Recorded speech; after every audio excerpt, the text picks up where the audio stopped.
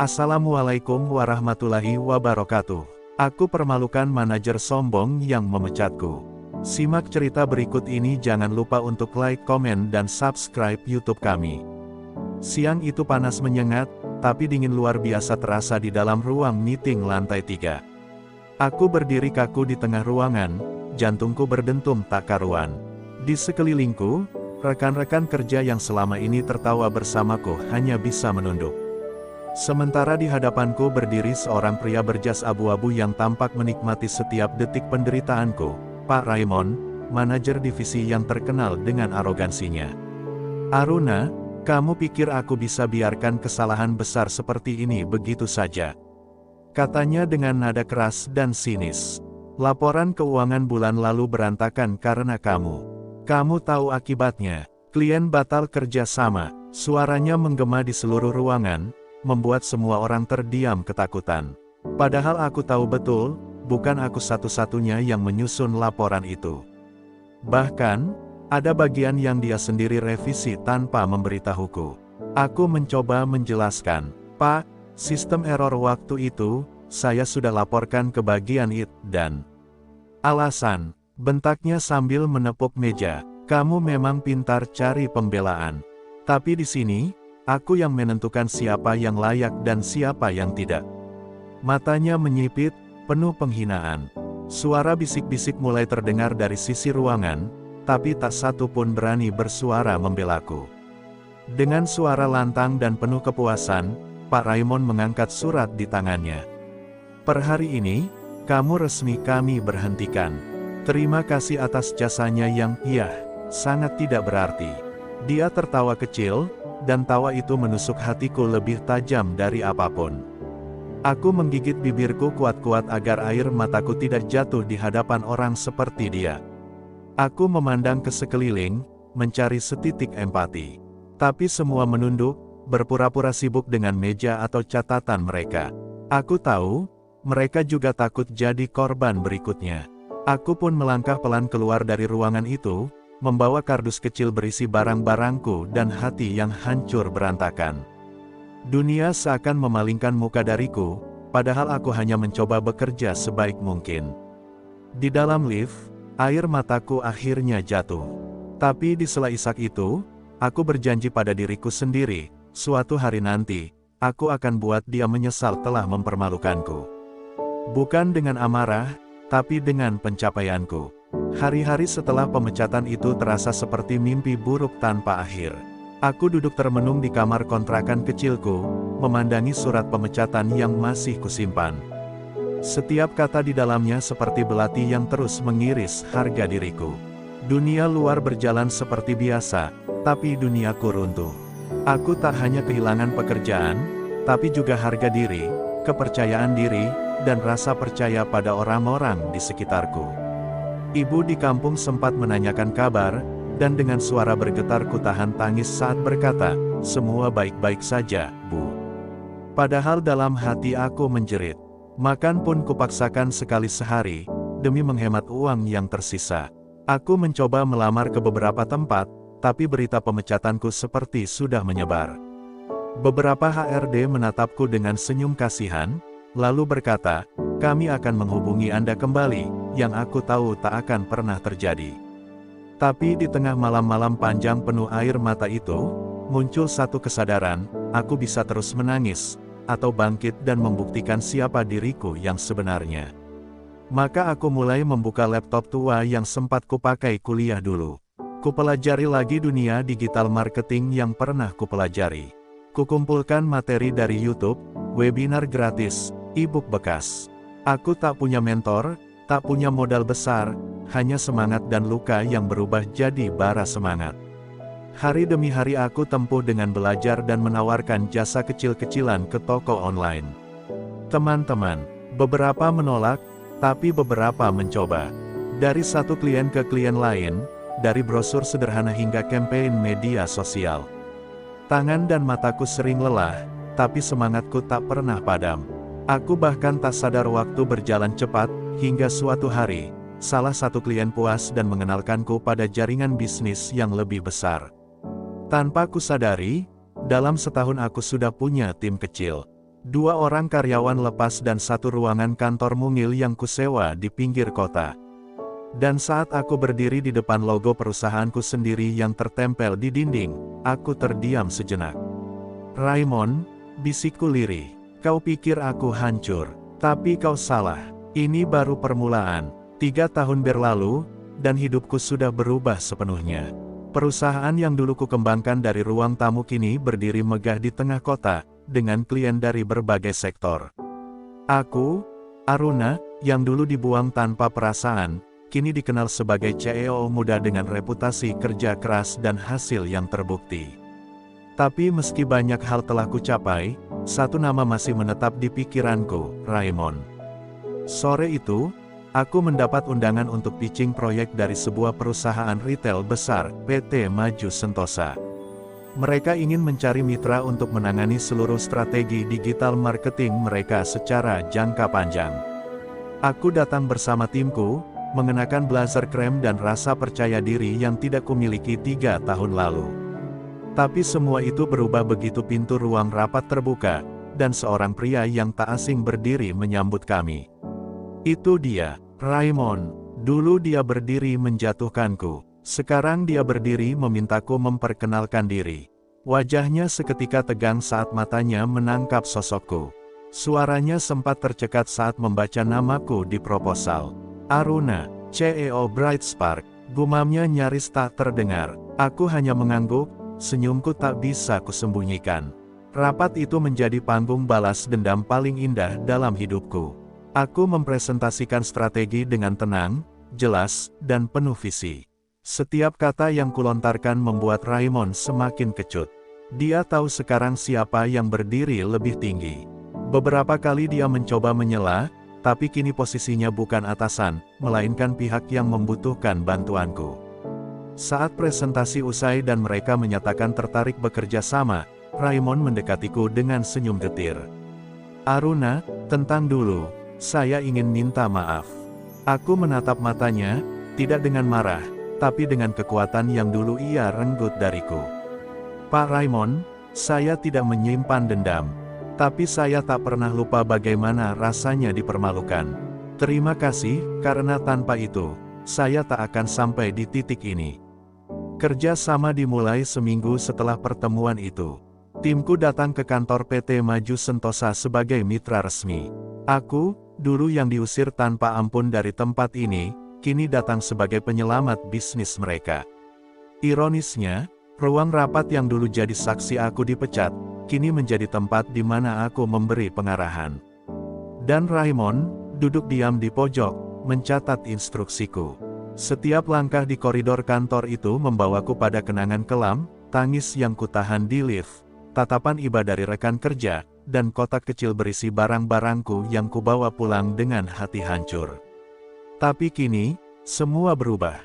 Para staf menyapaku dengan hormat, beberapa bahkan mengenal reputasiku.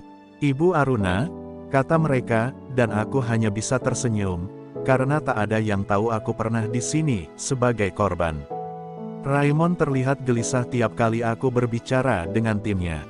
Beberapa staf yang dulu menunduk, kini diam-diam memandangku dengan kagum. Dan di balik itu semua, aku bisa merasakan gengsi Raymond runtuh sedikit demi sedikit. Ia bukan lagi sosok angkuh yang memegang kendali, tapi seorang pria yang terpaksa mendengarkan orang yang dulu dia rendahkan. Suatu hari, saat rapat selesai, dan semua sudah keluar ruangan, Raymond menahanku. "Aruna, aku serius minta maaf. Aku terlalu sombong dulu. Aku hanya merasa kamu ancaman waktu itu, karena semua orang mulai memuji kerjamu. Aku tak bisa terima itu." Aku menatapnya, tak dengan amarah, tapi kelegaan. "Saya tidak butuh penjelasan, Pak. Yang saya butuh dulu hanyalah rasa hormat, bukan permohonan maaf setelah semuanya hancur."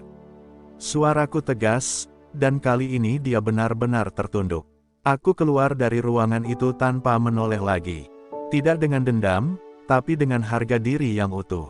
Karena balas dendam paling manis, bukan dengan membalas luka yang sama, tapi dengan menunjukkan bahwa aku bisa berdiri lebih tinggi tanpa harus menjatuhkan siapapun. Beberapa bulan berlalu sejak kerja sama dimulai. Proyek demi proyek sukses besar, dan PT Maju Sentosa mencatat peningkatan omset yang luar biasa.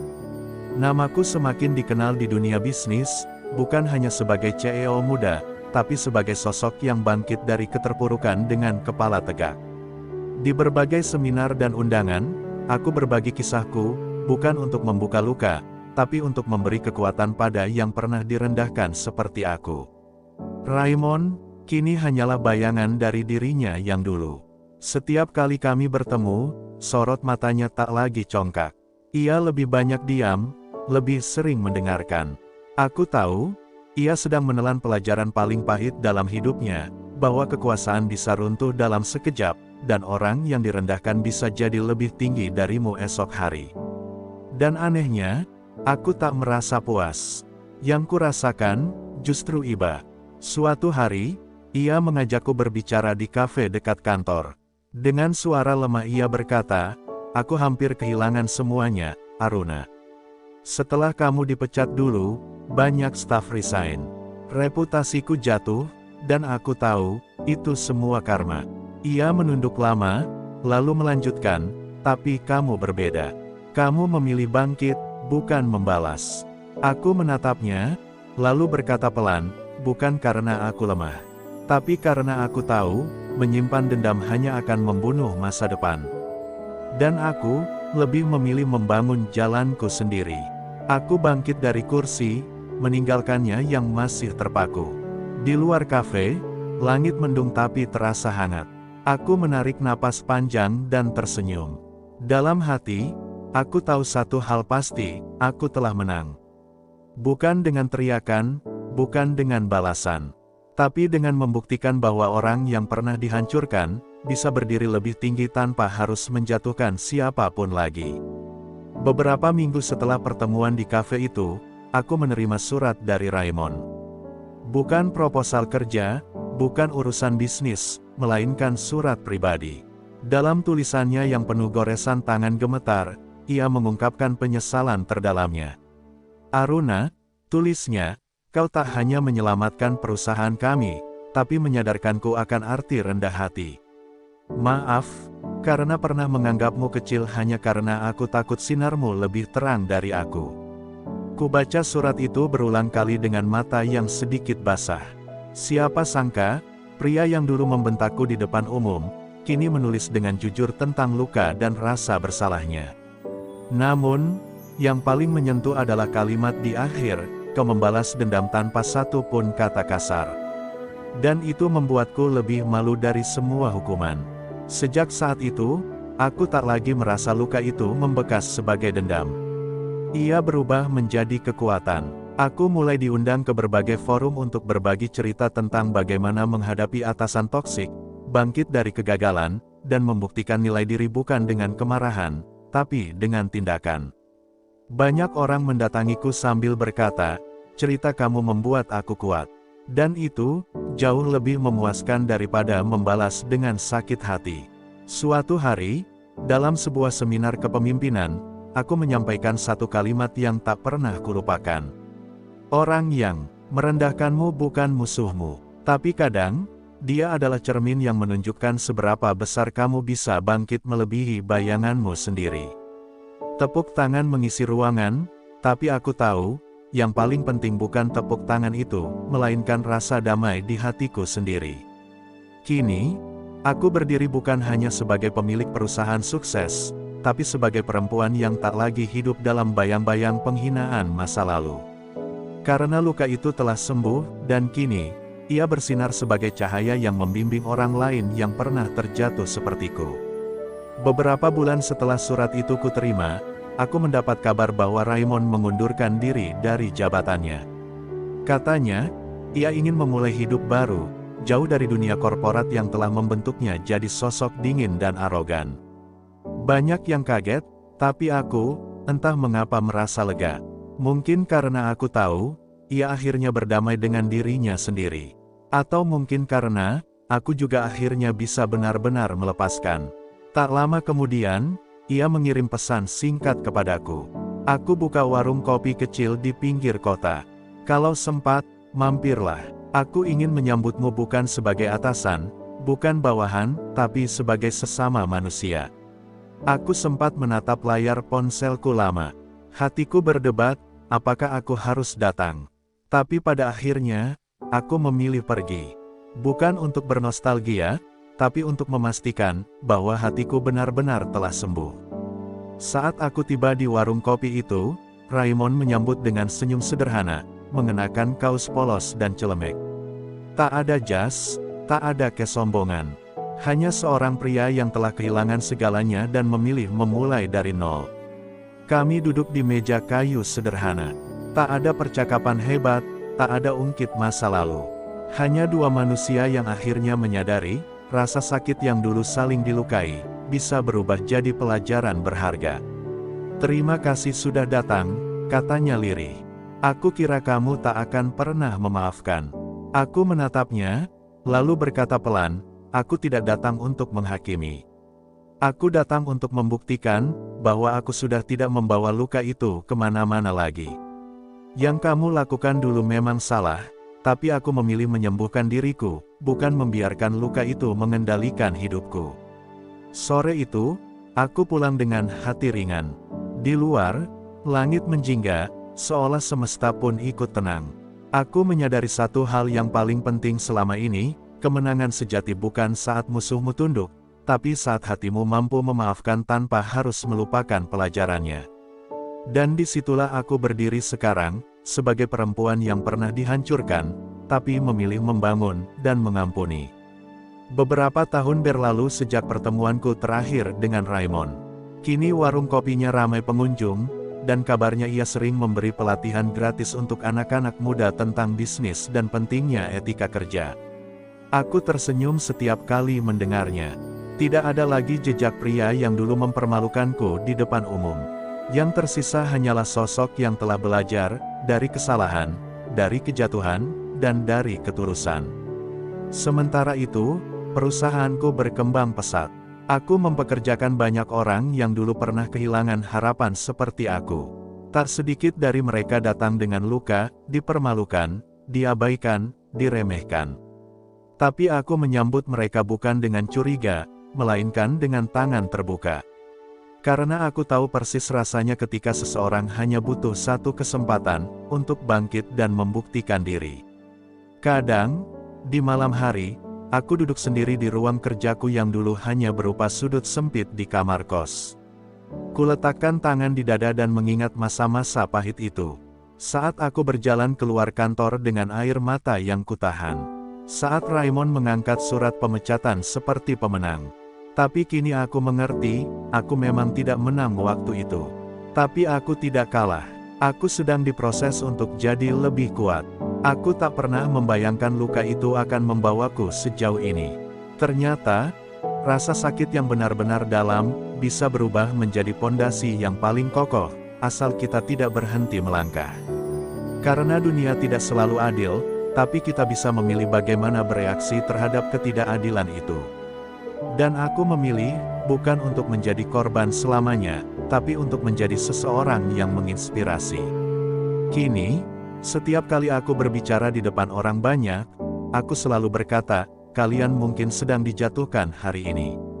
Tapi percayalah, jika kalian bertahan, belajar, dan tetap baik, maka suatu hari, kalian akan berdiri bukan hanya sebagai pemenang, tapi sebagai penyembuh. Karena dalam hidup ini, yang paling sulit bukan membalas, tapi memaafkan dan tetap berjalan dengan kepala tegak. Kini aku berjalan bukan lagi sebagai gadis yang pernah dihina, tapi sebagai sosok yang memahami bahwa harga diri tidak ditentukan oleh bagaimana orang memperlakukan kita, melainkan bagaimana kita bangkit saat dihancurkan. Luka itu tak lagi perih, justru menjadi saksi perjalanan yang membentukku jadi lebih kuat, lebih bijak, dan lebih mengerti makna sejati dari kesuksesan. Dan untuk Raymond, aku tidak lagi menyimpan sisa-sisa dendam. Justru aku berterima kasih, karena tanpa luka yang kau berikan, aku takkan pernah tahu seberapa jauh aku bisa melangkah. Terkadang, Tuhan mengirimkan rasa sakit bukan untuk menghancurkan kita, tetapi untuk mengantar kita pada versi terbaik diri kita sendiri. Hari ini, saat aku berdiri di panggung kehidupan yang berbeda, aku tak ingin membuktikan apa-apa. Aku hanya ingin menjadi bukti bahwa kita bisa memilih menjadi cahaya, meski dulu pernah dikepung oleh gelapnya perlakuan buruk orang lain. Karena sesungguhnya, kemuliaan tertinggi bukan saat kita menangis karena disakiti, tapi saat kita tersenyum karena mampu memaafkan. Untuk kalian semua yang menonton kisah ini, terima kasih telah menyimak hingga akhir. Mungkin kamu juga sedang di titik terendah hidupmu. Tapi ingatlah, kisah Aruna bukan sekadar cerita, ini adalah pesan bahwa kamu juga bisa bangkit, asal kamu mau bertahan dan percaya. Kamu bukan hasil dari apa yang orang lain katakan. Kamu adalah hasil dari bagaimana kamu memperlakukan dirimu sendiri. Aku doakan untuk kalian yang pernah diremehkan, dikhianati, dijatuhkan, atau disakiti. Semoga Tuhan angkat derajatmu setinggi-tingginya, pulihkan hatimu seutuh-utuhnya, dan gantikan semua luka dengan keberkahan yang tak terduga. Terima kasih telah menonton cerita ini di channel saya. Jangan lupa untuk like, komen kisahmu di bawah, dan share jika menurutmu cerita ini bisa menguatkan orang lain. Sampai jumpa di kisah inspiratif berikutnya. Salam hangat dan penuh semangat dari saya untuk kalian semua.